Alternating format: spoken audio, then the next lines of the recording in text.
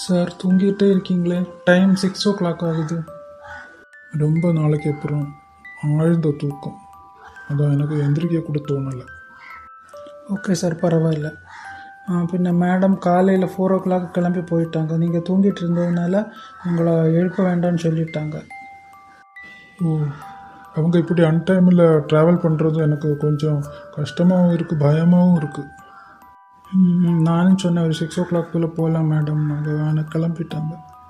சரி சார், உங்களுக்கு நான் ஜூஸ் எடுத்துகிட்டு வரேன். அவங்க ஏன் இப்படி பிஹேவ் பண்ணுறாங்கன்னு தெரியல.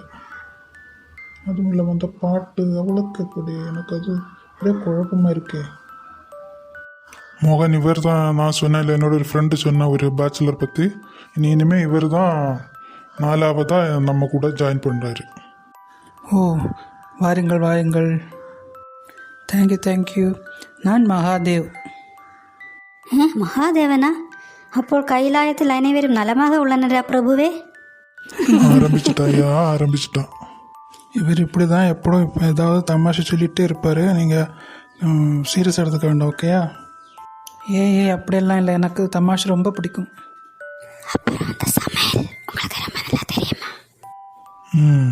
ஆரம்பிச்சிட்டாயா, மறுபடியும் ஆரம்பிச்சிட்டான். ஏன் இவருக்கு சமையல் தெரியாதுன்னு சொல்ல முடியாது, அவருக்கு பிடிக்காது.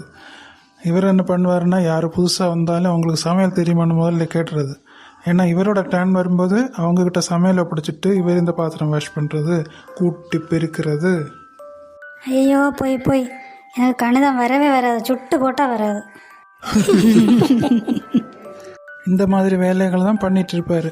அதனால தான் வந்த உடனே யார் புதுசாக வந்தாலும் இப்படி கேட்டுறாது. எனக்கு ரொம்ப தெரியாது, ஆனால் பண்ணுறது ரொம்ப இன்ட்ரெஸ்டாக பண்ணுவேன். அப்போ ஆடா தப்பிச்சான். என்ன சார், பெரிய யோசனையில் இருக்கீங்க போல? ஆமாம், என்னோட பழைய காலத்துக்கு போயிட்டேன். என்னோட பேச்சுலர்ஸ் லைஃபு எனக்கு வேலை கிடச்சி முதல்ல நான் என்னோடய பேச்சுலர்ஸ் ஃப்ரெண்ட்ஸுமா ரூமில் தங்கி அங்கே நடந்த விஷயங்கள் அதையெல்லாம் யோசித்தேன். எவ்வளோ சந்தோஷமான நாட்கள் தெரியுமா?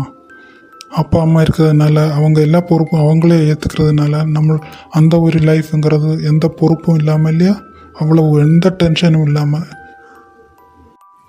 ஆமாம் சார், எல்லாரோட அந்த பேச்சுலர்ஸ் லைஃப்புங்கிறதும் முக்கால்வாசி சந்தோஷமும் எந்த ஒரு பொறுப்பு இல்லாமல் டென்ஷன் ஃப்ரீயாக தான் சார்.